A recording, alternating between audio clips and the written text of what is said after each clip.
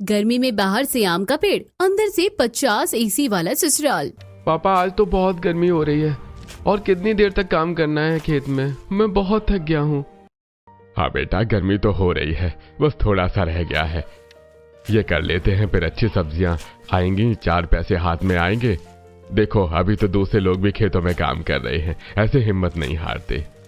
दोनों बाप बेटे को आपस में बात करते हुए सुनकर साथ ही खेत में ही काम कर रही कमला कहती है, अरे अंकित, जब तुझे ज्यादा ही गर्मी लग रही है तो जा, कुटिया में घड़ा रखा है, घड़े से पानी ले, थोड़ा छांव में जाकर बैठ जा, हमें पानी पिलाकर थोड़ा आराम कर ले, बाकी काम हम कर लेंगे। अंकित काम छोड़कर कुटिया में से पानी लेने जाता है, लेकिन घड़ा उठाकर देखता है तो उसमें गर्म पानी मिलता है। वो कुटिया से बाहर आता है, तभी पूनम वहां आ जाती है। अरे मुझे तो पता ही नहीं था कि तुम लोगों को ठंडे पानी की जरूरत होगी। देखो मैं अपने साथ 2 बोतल ले आई हूँ फ्रिज में से। पूनम कमला को आवाज लगाते हुए कहती है, अरे कमला, अब तो जा, देख दोपहर के 1 बजने वाले हैं, सारे मजदूर भी काम करके चले गए हैं और तुम लोग अभी भी खेतों में काम कर रहे हो। भाई गर्मी भी तो देखो, इतनी गर्मी में चक्कर आ जाएंगे, पैसे कमाने के चक्कर में उल्टा पैसे लग जाएंगे। पूनम की बात सुनकर सभी लोग खेत का काम छोड़कर आम के पेड़ के नीचे आकर बैठ जाते हैं। ये लो ठंडा ठंडा पानी पी लो, कितनी गर्मी हो रही है। अरे आप लोगों का सहारा है हम जैसे गरीबों को, वरना इतनी चिलचिलाती धूप में हमें कहाँ ठंडा पानी नसीब होता है। हाँ काकी, आप बिल्कुल सही टाइम पर आई हो, मैं तो अभी पानी पीने के लिए ही आया था, अब गर्म पानी से तो प्यास भी नहीं बुझती। अरे वही तो सोचने वाली बात है, इतनी गर्मी हो रही है, मेरे घर में 5-5 एसी चल रहे हैं, फिर भी घर ठंडा नहीं लगता। और एक तरफ तुम लोग हो, बाकी सभी मजदूर लोग हैं जो खेतों में काम करते हैं और फिर अपनी कुटिया में बिना कूलर पंखे के सोते हैं। सच में बहुत मुसीबत है गरीबों की जिंदगी में।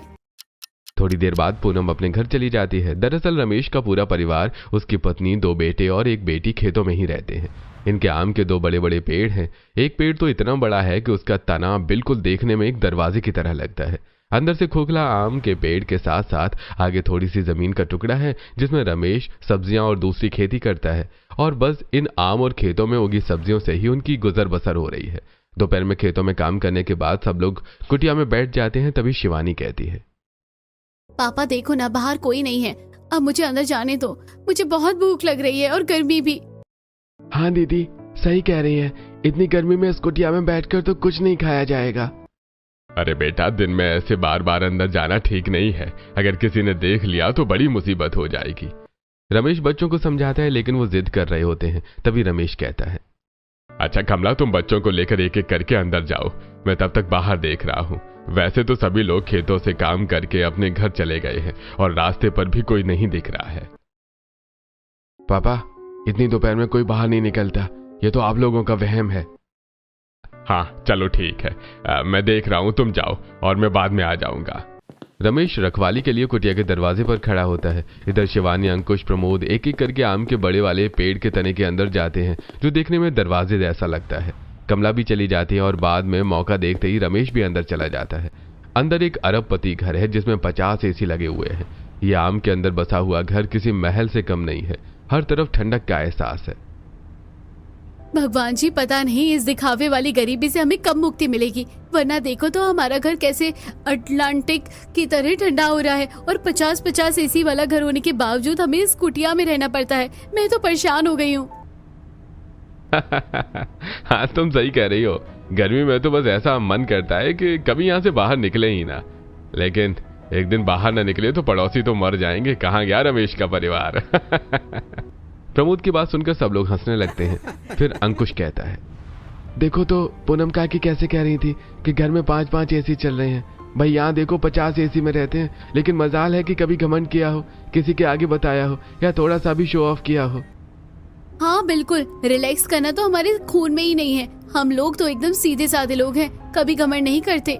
शिवानी की बात सुनकर सब लोग हंसने लगते हैं। इतनी देर में कमला रसोई में जाती है और खाना बनाकर रखा हुआ था वो सबके लिए डाइनिंग टेबल पर लगा देती है। चमचमाती डाइनिंग टेबल और बहुत सारे खाने की वैरायटी, पूरा परिवार एक साथ बैठकर खाने को एंजॉय करता है। उसके बाद सब अपने अपने कमरे में सोने के लिए चले जाते हैं। पापा आप भी आराम से सो जाओ, वैसे भी गर्मी की दोपहर में कोई 4 या कोई 5 बजे से पहले अपने घर से बाहर नहीं निकलता है। ये कहकर शिवानी भी अपने कमरे में सोने के लिए चली जाती है। इधर रमेश भी आराम करने लगता है। ऐसी दोपहर कटती है और 4 बजे के बाद सब एक एक करके कुटिया में आ जाते हैं और फिर से वही अपने खेत में काम करने लगते हैं। इधर प्रमोद अपनी किताबें लेकर कुटिया के बाहर आम के पेड़ की छांव में पढ़ने लगता है। ऐसे ही दिन बीत रहे होते हैं।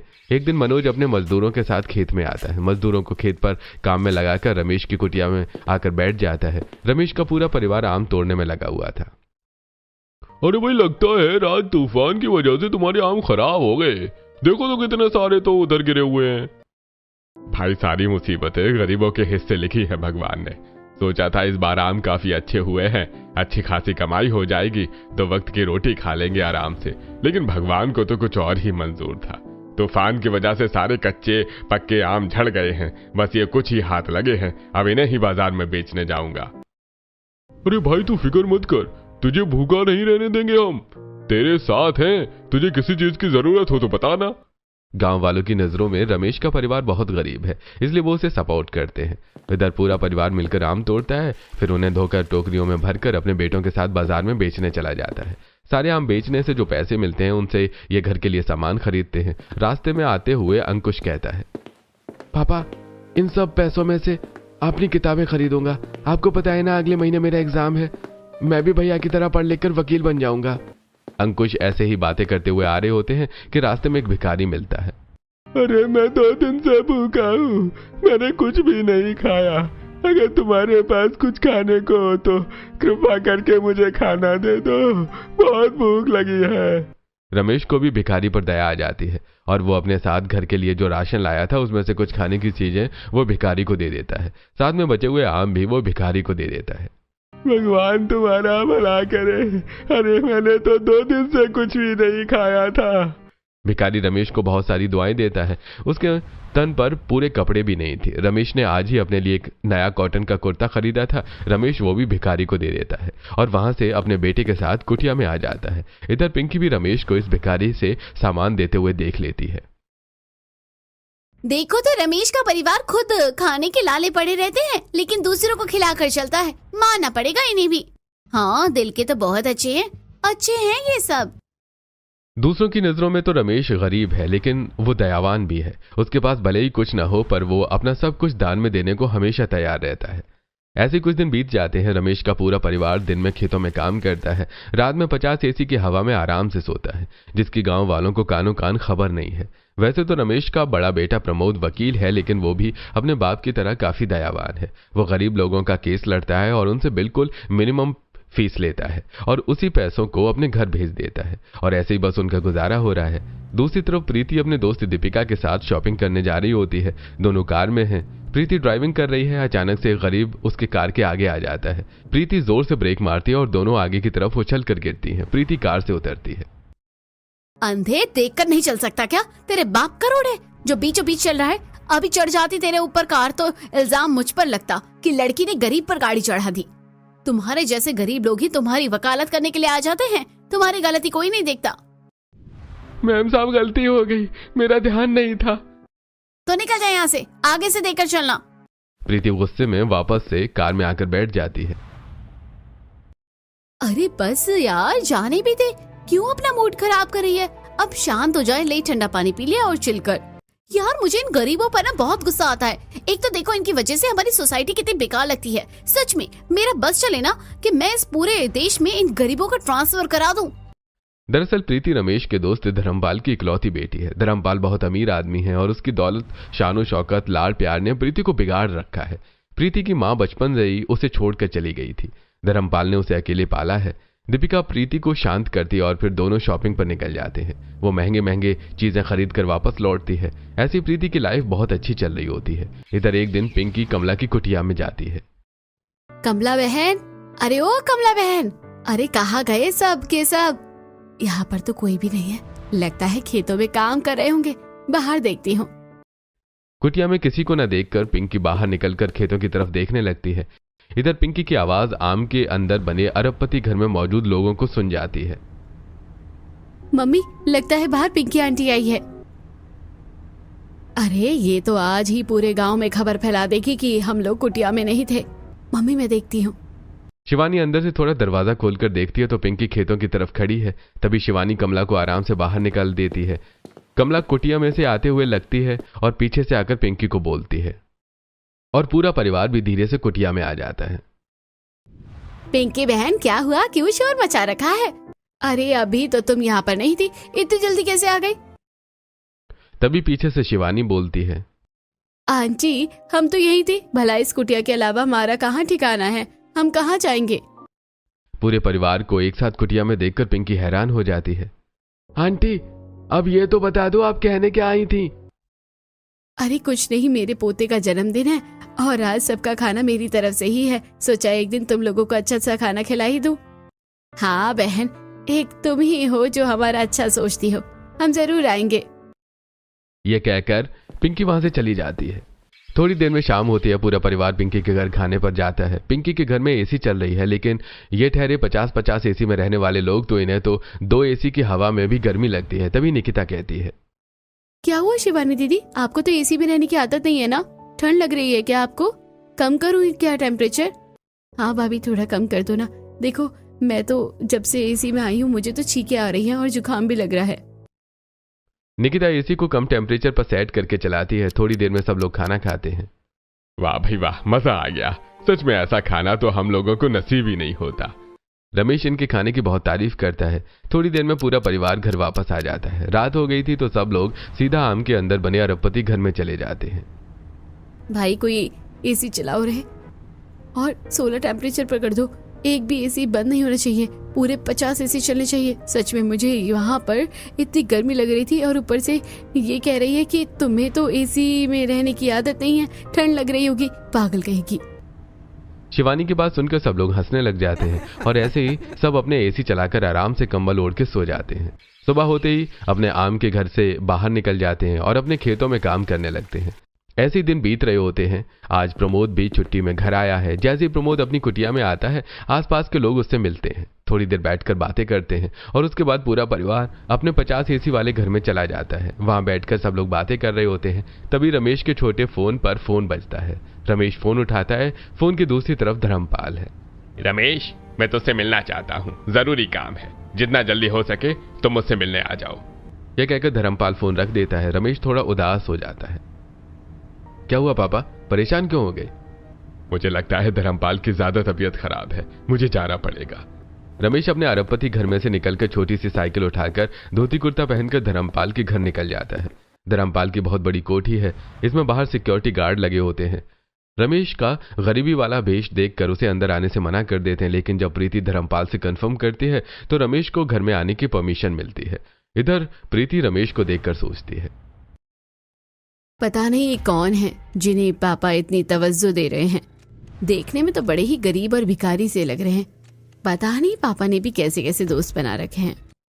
प्रीति रमेश से नमस्ते भी नहीं करती और ऐसे ही नाक चढ़ाकर वहां से चली जाती है। इधर धर्मपाल रमेश से कहता है, रमेश, भगवान का दिया मेरे पास सब कुछ है, दौलत है, पर अब मुझे लगता है कि मैं ज्यादा दिनों तक नहीं जी पाऊंगा। मेरा अंतिम समय आ गया है। मरने से पहले मैं चाहता हूँ कि मेरी बेटी सही हाथों में जाए और इस पूरी दुनिया में मैं तुमसे ज्यादा विश्वास किसी पर नहीं कर सकता। अरे ये तुम कैसी बातें कर रहे हो? तुम्हें कुछ नहीं होगा, तुम ठीक हो जाओगे। नहीं, मुझे नहीं लगता ऐसा। अगर मुझे कुछ हो गया तो तुम अपने बेटे की शादी मेरी बेटी से कर लेना। मेरी बेटी को अपने घर की बहू बना लो ताकि मैं आराम से मर सकूं। धर्मपाल की हालत देखकर रमेश कुछ नहीं कह पाता और सीधा उसे हाँ करके घर वापस आ जाता है। घर आकर सारी बातें अपनी पत्नी और बच्चों से कहता है। बेटा, तुझे कोई ऐतराज तो नहीं है ना? देख, लड़की अच्छी है, हाँ थोड़ी अमीरी में पली बड़ी है, नखरे वाली है थोड़ी सी, लेकिन हमारे साथ रहेगी तो ढल जाएगी। पापा मुझे कोई ऐतराज नहीं है, जैसा आपको ठीक लगे वैसा कर लो। धर्मपाल की तबीयत दिन प्रतिदिन खराब होती जाती है और एक दिन अचानक वो दम तोड़ देता है। इधर प्रीति को सहारा देने के लिए कमला, शिवानी और पूरा परिवार उसे मिलने के लिए जाता है। कमला तो 8 दिन तक प्रीति के पास ही रुकती है और उसके बाद वो लोग प्रीति को अकेले नहीं छोड़ सकते थे, तो शादी करके अपने घर ले आते हैं। जैसी प्रीति कुटिया में आती है, ये क्या, आप लोग यहाँ पर क्यों रुक गए? भाभी यही तो हमारा घर है। क्या मैं इस कुटिया में रहूंगी, घास फूस की बनी हुई कुटिया में? बेटा मुझे पता है कि तुम हमेशा से महलों में रही हो, एसी कूलर की हवा में सोई हो, लेकिन अब हम गरीब हैं और ये बात तुम्हारे पापा जानते थे। अब उन्होंने तुम्हारी जिम्मेदारी मुझे सौंपी है। मैं तुम्हारी जरूरतें पूरी करने की कोशिश करूंगा, लेकिन फिलहाल तो जो कुछ है वो तुम्हारे ही सामने है। वो सब तो ठीक है, लेकिन मेरे पापा की तो बहुत सारी प्रॉपर्टी है और हमारा बहुत बड़ा घर है। आप लोग मेरे साथ वहाँ पर रह सकते हो, मुझे कोई प्रॉब्लम नहीं है। प्रीति, तुम्हें पता है ना पापा नहीं मानेंगे, और ये बात पापा ने तुम्हारे पापा के सामने भी कही थी, तो प्लीज ये बात दोबारा मत कहना। प्रीति को उसके घर जाने वाली बात से पूरा परिवार एक साथ खफा हो जाता है, तो प्रमोद प्रीति को समझाता है। इधर पूरा परिवार मिलकर प्रीति को बातें बताने लगता है और प्रीति उसी कुटिया में सोने पर मजबूर हो जाती है। पता नहीं पापा ने ना जाने पहले क्या सोचा, इतनी सारी प्रॉपर्टी तो है हमारी, हम अपने घर में रह लेते, लेकिन नहीं, उन्होंने ऐसे स्वाभिमानी लोगों के साथ मेरा रिश्ता जोड़ दिया है कि उनके पास खुद का तो कुछ है नहीं, उल्टा इन्हें मेरी चीज भी नहीं लेनी है। पता नहीं क्या बिगड़ जाएगा अगर मेरे साथ हमारे घर में रह लेंगे तो, और मैं कैसे एडजस्ट करूंगी यहाँ पर। प्रीति मन में सोच रही होती है कि तभी शिवानी कहती है, भाभी ये मैंने आपका बिस्तर लगा दिया है, आप यहाँ पर सो जाना। अरे बहू को भूखा ही सुलाएगी क्या, इसे कुछ खिला दे। हाँ मैं तो भूल ही गई थी, रुको मैं भाभी के लिए कुछ खाना लेकर आती हूँ। कुटिया के एक कोने में इन लोगों के खाने पीने का सामान रखा होता है। शिवानी वहीं से एक बर्तन उठाती है और उसमें दाल भात लाकर प्रीति को दे देती है। ये कैसे खाना है, मैंने तो आज तक देखा भी नहीं। जिन गरीबों के नाम से ही मुझे इतनी नफरत थी, आज मुझे उन्हीं गरीबों के बीच बैठकर खाना खाना पड़ रहा है। भगवान ये मुझे कौन से पाप की सजा मिल रही है। प्रीति खाना देखकर खाना तो नहीं चाह रही थी, लेकिन उसे भूख इतनी ज्यादा लग रही थी कि वो वही खाना खा लेती है और उसके बाद सो जाती है।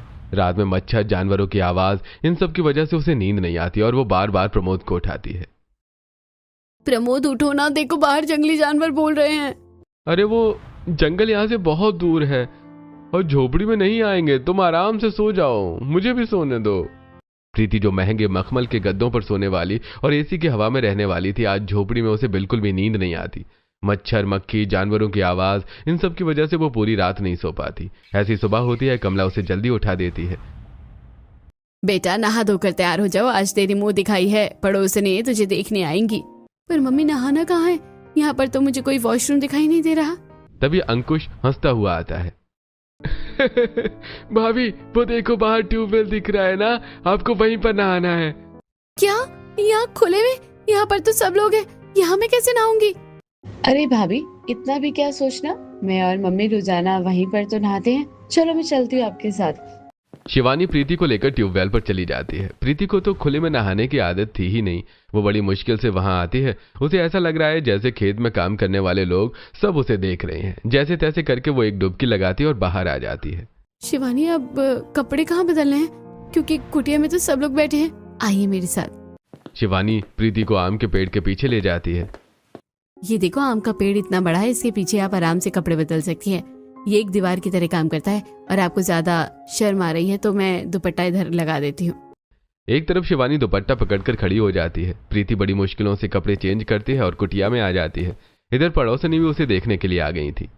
सच में बहू तो बड़ी सुंदर आई हो, आप बहुत प्यारी लग रही है। हाँ भाई अच्छी जोड़ी मिल गई, चलो अब आप लोगों के परिवार में सदस्य और बढ़ गया। तभी पूनम हंसते हुए कहती है, अरे इनके पास जो आम आदमी के साधन है उसमें तो इन सब का ही पूरा नहीं पड़ रहा था। बेचारा प्रमोद पैसों की वजह से शहर से गांव भी इतने दिनों में आता है। अब भाई एक जान की कमाई में कुछ नहीं होता 5-6 लोगों का। बस भगवान करे अंकुश की भी नौकरी लग जाए तो जाकर इनकी गरीबी सुधर जाएगी। पड़ोसने ऐसे ही उनकी गरीबी पर बात करती हैं और गरीबी के बारे में सुनकर तो प्रीति को और भी ज्यादा बुरा लगता है। सभी पड़ोसने प्रीति की मुंह दिखाई करके वहां से चली जाती हैं। तभी कमला कहती है, बहू आज तुम्हारी पहली रसोई है, तुम्हें खाना बनाना आता है ना? मम्मी मुझे तो खाना बनाना आता ही नहीं, मैंने तो कभी खाना नहीं बनाया है। आपको तो पता ही है मेरे घर में तो मास्टर शेफ लगे हुए थे, मुझे कभी कुछ भी काम खुद से करने की जरूरत नहीं पड़ी। प्रीति के दिमाग में वही अमीरी वाला फितूर है। अपने मायके में भी उसका यही हाल था। यह गरीबों से बहुत चिढ़ती थी। ये तो थोड़ी स्थिति ऐसी है कि इसे यहाँ पर रहना पड़ रहा है, वरना गरीब तो इसे एक फूटी आंख भी नहीं भाते थे। अरे बेटा मैं भी तेरी माँ जैसी हूँ, मैं तुझे बिल्कुल ऐसे ही रखूंगी। तुझे खाना नहीं बनाना आता तो क्या हुआ, मैं तुझे खाना बनाना सिखाती हूँ। कमला झोपड़ी के बाहर आम के पेड़ की छांव के नीचे एक चूल्हा लगाती है। शिवानी झोले में लकड़ी लाकर ईंधन रख देती है और चूल्हे में आग जलाती है। कमला सारा सामान लेकर चूल्हे के पास बैठती है और प्रीति को बुलाती है।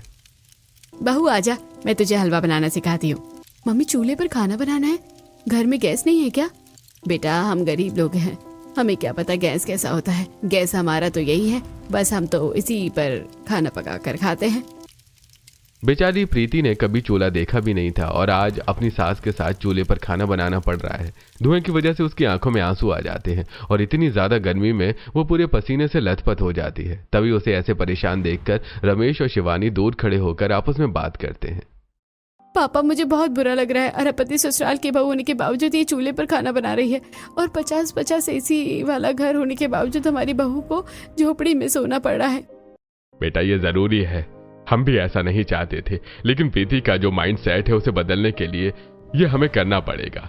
जब इसे एहसास हो जाएगा कि गरीब लोग बुरे नहीं होते और वो भी भगवान की ही रचना है, तो हम इसे सही समय पर सारी सच्चाई खुद बता देंगे। अभी जैसा चल रहा है उसे चलने दो। दरअसल प्रीति के पापा के डेथ के बाद जब पूरा परिवार उनके घर पर गया था और कमला वहां रुकी थी, तो इन लोगों ने प्रीति का व्यवहार देखा था। प्रीति हमेशा से ही नखरेली थी और उसने अपनी अमीरी का खूब घमंड किया है। वो अपने नौकरों के साथ भी अच्छा व्यवहार नहीं करती थी। इसी वजह से ससुराल वालों को लगता है कि जब उसे पता लगेगा कि वो अरबपति ससुराल की बहू है और उसके ससुराल में 50-50 एसी लगे हुए हैं, तो इसे संभाला नहीं जा सकेगा और ये पूरे गांव शहर में ढिंढोरा पीट देगी। इसलिए ये अपनी बहू से ये सच्चाई छुपाते हैं। ऐसे ही दिन बीतने लगते हैं। एक दिन प्रीति अपने सास के साथ बाजार में सामान लेने जाती है। रास्ते में आते वक्त उसे 2 बच्चे मिलते हैं। माँ कुछ दे दो, मुझे बहुत भूख लगी है, प्लीज दीदी खाने को कुछ दे दो। हमारे पास कुछ नहीं है, हम तुम्हें क्या दे खाने को? बच्चों तुम मेरे साथ चलो, थोड़ी दूर पर हमारी झोपड़ी है, घर में कुछ खाने को बना होगा, मैं तुम्हें दे दूंगी। कमला दोनों बच्चों को अपने साथ ले जाती है और झोपड़ी में जाकर घर में जो खाने पीने का रखा था वो इन सब बच्चों को खिला देती है। बच्चे खाना खाकर चले जाते हैं। तभी अंकुश खाना मांगता है। भाभी मुझे भी खाना दे दो। खाना तो मैंने बच्चों को खिला दिया है और ये चावल रखे हैं तो ये खा ले। अंकुश बेचारा आज चावल खाकर ही काम चलाता है। ये सब होते हुए देख प्रीति मन में सोचती है, बड़े दयावान लोग हैं, ये खुद के घर में खाने को ज्यादा नहीं है लेकिन किसी को भूखा नहीं जाने देंगे। प्रीति ऐसे ही मन में सोचती है। इधर अब तो उसका भी रूटीन बन गया है। वो रोजाना चूल्हे पर खाना बनाती है और फिर झोपड़ी में सोती है। गर्मी धूप की वजह से यहाँ पर रहना उसके लिए थोड़ा मुश्किल हो रहा है। ये बार बार प्रमोद को फोन करके शिकायत करती है। प्रमोद कब आओगे तुम? और इस बार कहीं घर किराए पर देख लेना, मुझसे सच में इस झोपड़ी में नहीं रह जाता, प्लीज कुछ करो। प्रीति तुम ऐसे क्यों कह रही हो? पूरा परिवार है तो सही तुम्हारे साथ और तुम्हें पता तो है हमारे परिवार की हालत। जैसे ही 4 पैसे हाथ में जुड़ जाएंगे मैं तुम्हारी सारी जरूरत पूरी कर दूंगा। बस अब तुम कैसे भी एडजस्ट कर लो। हर बार की तरह प्रमोद ऐसे ही प्रीति को समझाकर चुप करा देता है। ऐसे ही दिन बीतने लगते हैं। एक दिन सब लोग झोपड़ी में सो रहे होते हैं। अचानक प्रीति की आंख खुलती है। प्रीति देखती है कि झोपड़ी में कोई भी नहीं है। प्रीति बहुत डर जाती है और वो डर के मारे आवाज लगा देती है, मम्मी, शिवानी दीदी, पापा कहाँ गए आप सब लोग? प्रीति की आवाज अंदर जाती है। इधर प्रीति कुटिया के बाहर निकलकर देखती है तो दूसरी तरफ पूरा परिवार आम के अंदर बने अरबपति घर से निकलकर कुटिया में आ जाता है। बेटा क्या हुआ, तू कुटिया के बाहर क्या कर रही है? अरे मम्मी आप तो अंदर ही थी ना, कहाँ थे आप सब लोग? इतनी देर में नींद से उठती हुई शिवानी कहती है, अरे भाई क्या हुआ, आप लोगों को आधी रात में क्या शोर मचा रखा है? सोने क्यों नहीं दे रहे हो? आप भी तो नहीं थी ना अभी, आप लोग कहाँ थे सब? अरे भाभी आपको क्या सपने आ रहे हैं? हम सब तो यहीं पर थे। अब आप सो जाओ यार, हमें नींद आ रही है। पूरा परिवार ऐसा दिखावा करता है जैसे कि प्रीति सच में नींद में हो। प्रीति भी सोचते हुए सो जाती है, लेकिन उसने अभी जो देखा था कि झोपड़ी में कोई नहीं था तो वो इस पर विश्वास ही नहीं कर पा रही कि उसकी आंखें इतना बड़ा धोखा कैसे खा सकती हैं। आज तो प्रीति सो जाती है। अगली सुबह होती है, सारा परिवार एक साथ उठता है। प्रीति ऐसे ही बाहर नहाती है और फिर पेट के पीछे कपड़े बदलती है, खाना बनाती है। सब लोग मिलकर खाना खाते हैं, खेतों में काम करते हैं। ऐसे ही शाम हो जाती है। भाभी देखो आम के नीचे कितनी अच्छी हवा चल रही है, चलो थोड़ी देर बैठते हैं। दोनों नंद भाभी ठंडी ठंडी हवाओं का नजारा लेते हैं और ऐसे ही रात हो जाती है और सब लोग खाना खाकर सो जाते हैं। लेकिन आज प्रीति सोती नहीं है। इधर जैसी रात होती है पूरा परिवार हर रोज की तरह अपने 50 एसी वाले घर में जाने लगता है। सबको लगता है कि प्रीति सो रही है, लेकिन आज प्रीति जाग रही होती है। जैसे ही सब लोग एक एक करके अंदर जाने लगते हैं। मतलब मैं कल ठीक कह रही थी, ये लोग झोपड़ी में नहीं थे और ये आज भी कहाँ जा रहे हैं, मुझे पता लगाना होगा। जब सब लोग एक एक करके आम के पेड़ के अंदर से अरबपति घर में चले जाते हैं तो प्रीति भी इनका पीछा करते हुए जाती है। इधर शिवानी दरवाजा बंद करना भूल जाती है। प्रीति थोड़ा सा दरवाजा खोलकर देखती है तो अंदर देखकर उसके पैरों तले जमीन खिसक जाती है। ये इतना आलीशान घर, पूरा अरबपति घर, कम से कम 50 एसी लगे हुए हैं हर जगह, आखिर ये सब क्या है? ये सब देखकर प्रीति से चुप नहीं रहा जाता और वो तुरंत अंदर प्रवेश करते हुए कहती है, आप लोग इंसान हो या भूत, और ये हकीकत है या कोई सपना? आखिर मुझे अपनी आंखों पर विश्वास क्यों नहीं हो रहा है? जब आपके पास इतना अमीर अरबपति घर है, आपके घर में 50-50 एसी लगे हुए हैं, और ये क्या दूसरी तरफ खुद का पावर हाउस भी है, तो आप लोग ऐसे गरीबों की तरह जिंदगी क्यों जी रहे हैं? और आप लोगों ने इतनी बड़ी बात मुझसे क्यों छुपाई? बेटा, हम तुमसे कुछ नहीं छुपाना चाहते थे, लेकिन हमारी मजबूरी थी, हमें छुपाना पड़ा। कौन सी ऐसी मजबूरी थी कि आपने मुझसे इतने बुरे दिन कटवाए गर्मी में, जबकि आपको पता था कि मुझे इन सब चीजों की आदत नहीं है? बेटा, हम सही समय का इंतजार कर रहे थे, समय आने पर हम तुझे सब बता देते। सब लोग मिलकर प्रीति को समझाने लगते हैं, लेकिन वो किसी की नहीं सुनती। तभी रमेश प्रमोद को फोन करता है। प्रमोद रात को ही शहर से गांव आ जाता है। प्रमोद, तुम तो मेरे पति हो, तुम्हें तो मुझसे कोई पर्दा नहीं रखना चाहिए था। आखिर आप लोगों ने मुझसे इतनी बड़ी बात क्यों छुपाई? लगता है अब प्रीति को सच बताने का समय आ गया है। कौन सा सच? रमेश भाई साहब, आपके पिता की मौत के बारे में सुनकर मुझे बहुत अफसोस हुआ।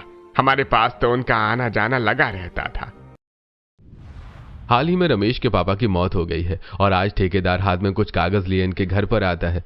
मौका देखकर ठेकेदार बोलता है, रमेश भाई, आपको तो पता ही है आपके पापा को जुए और शराब की कितनी बुरी लत थी, और शायद उन्होंने आपको बताया होगा कि मेरे पास सारी जमीन उन्होंने गिरवी कर रखी है और कुछ कर्जा भी ले रखा था। ये कागज है, अगर तुम मेरे सारे पैसे वापस कर दोगे तो मैं ये जमीन तुम्हारी कर दूंगा, और अगर तुम पैसे ना दे पाए तो जमीन मेरी है आज से। ठेकेदार की बात सुनकर रमेश और उसका परिवार हैरान हो जाता है। भाई साहब, इतना कर्जा तो मैं पूरी जिंदगी भी नहीं उतार पाऊंगा, तुम जमीन ही रख लो। मजबूरी में आकर रमेश को अपनी सारी जमीन ठेकेदार को ही देनी पड़ती है, क्योंकि अगर वो जमीन ना देता तो भी उसकी पूरी जिंदगी कर्ज में ही निकल जाती। अब उनके पास बस 2 आम के पेड़ और उसके सामने थोड़ा जमीन का टुकड़ा ही बचता है, जिससे वो अपनी गुजर करने लगते हैं। इधर रमेश के 3 बेटे हैं। बड़ा बेटा खूब मेहनत करता है और पढ़ लिख कर वकील बन जाता है। मेरा बच्चा, मुझे तेरी मेहनत पर पूरा विश्वास था। हाँ, अब हमारे अच्छे दिन आ जाएंगे बेटा, पर एक बात याद रखना, पैसे हमेशा ईमानदारी से ही कमाना। हाँ माँ, मैं आपसे वादा करता हूँ। प्रमोद की शहर में नौकरी लग जाती है। वो अपनी वकालत का काम शुरू करता है। साथ ही उसे अपने दादा वाला मामला याद आता है। वो अपने दोस्त की मदद से ठेकेदार के बारे में पता करता है और अपनी जमीन के कागज निकलवाता है, तो उसे पता चलता है कि जो जमीन ठेकेदार ने अपने नाम करवा रखी थी वो हकीकत में वो आज भी उसके दादा के नाम ही है, और जो वसीयत लेकर आए थे वो सब झूठी थी। प्रमोद ठेकेदार से जाकर मिलता है। ठेकेदार बिस्तर पर होता है। प्रमोद ठेकेदार को सारी बात समझाता है। बेटा, मुझे माफ कर दे, मैंने उस टाइम पर तुम लोगों के साथ धोखा किया और उसकी सजा मैं आज तक भुगत रहा हूँ। मैं जानता हूँ कि अब अगर तुम मुझ पर केस करोगे तो पुलिस मुझे उठा कर ले जाएगी, लेकिन तुम सोचो मेरे पैर कब्र में लटक रहे हैं। मैं तो क्या पता 2 दिन में ही मर जाऊं। हाँ, मैं अपने गुनाहों का प्रायश्चित करना चाहता हूँ। तुम्हारी जो जमीन है उस पर तो मैंने फैक्ट्री बनवा दी है, तुम उनकी कीमत अब मुझसे ले लो। वैसे भी ये पैसा मेरे किसी काम का नहीं है, मेरा कोई वारिस तो है नहीं, और अगर तुम फैक्ट्री ले लोगे तो नुकसान होगा, क्योंकि फैक्ट्री का कुछ प्रॉफिट मैं ट्रस्ट को देता हूँ और कुछ बच्चों को एजुकेशन के लिए। ठेकेदार प्रमोद को सारी बातें समझा देता है। प्रमोद को भी बात सही लगती है। ठीक है काका, तो आप हमें हमारी जमीन के बराबर पैसा दे दीजिए, क्योंकि आपकी वजह से हमने बहुत गरीबी सही है। ठेकेदार प्रमोद को उनकी जमीन के बराबर पूरे 50 करोड़ रुपए देता है। प्रमोद इन पैसों से अपना घर बनाता है। उसका अरबपति घर खड़ा होता है, जिसमें पूरे 50 एसी और खुद का पावर हाउस में फुल सारी सुविधाएं होती हैं। लेकिन प्रॉब्लम ये थी, अगर ये घर सबको दिखाकर बनवाता तो सबको ऐसा लगता कि ये पैसा उसने वकील बनने के बाद रिश्वत के पैसे से घर बनाया है, क्योंकि इतनी जल्दी कोई इतने पैसे तो नहीं कमा सकता। इसलिए ये आम के पेड़ के अंदर ही अपना सीक्रेट अरबपति घर बनवाते हैं। अब तुम्हें समझ आ गया होगा ना कि हमने अपना ये अरबपति घर लोगों से क्यों छुपा रखा है। बेटा, मेरे बच्चे बहुत ईमानदार हैं। हम देखो कैसे एसी में रहते हैं, लेकिन फिर भी लोगों के सामने गरीब बनकर रहते हैं। मेरे बच्चों ने आज तक कभी भी 1 रुपए की रिश्वत नहीं ली है, क्योंकि अगर आज लोगों को पता लग जाएगा कि हम इतनी शान और शौकत में रह रहे हैं तो मेरे बच्चों की ईमानदारी पर सवाल उठाएंगे और कीचड़ उछालेंगे। ससुराल वालों की बात सुनकर प्रीति इमोशनल हो जाती है। आप लोग सच में बहुत अच्छे दिल के हो, बहुत अमीर हो। मुझसे गलती हो गई, मैंने आप लोगों पर शक किया। मैं गलत थी, मुझे माफ कर दीजिए। आज से आप जैसे कहेंगे मैं वैसे ही रहूंगी। प्रीति की बात सुनकर सबको खुशी होती है और अंत में सब कुछ ठीक हो जाता है और सारे लोग खुशी खुशी अपना जीवन जीते हैं।